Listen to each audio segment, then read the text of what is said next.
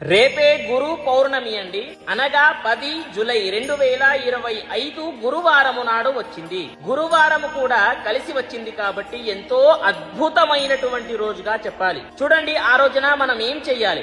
ఆషాఢ పౌర్ణమి నాడు మనము గురు పౌర్ణమిగా జరుపుకుంటాం.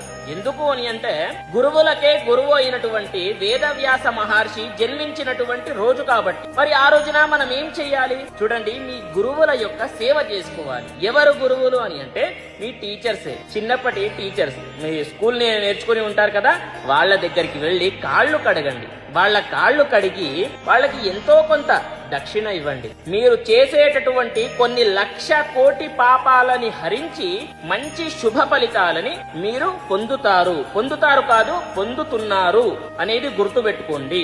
మరి అలా చేస్తే గనక తర్వాత లేదండి నేను గురువుల దగ్గరికి వెళ్ళలేను అని అంటే మీ తల్లిదండ్రుల కాళ్ళు కడగండి. కడిగి ఆ నీళ్లు నెత్తి మీద చల్లుకోండి. విశేషంగా ఫలితాలు పొందుతారు.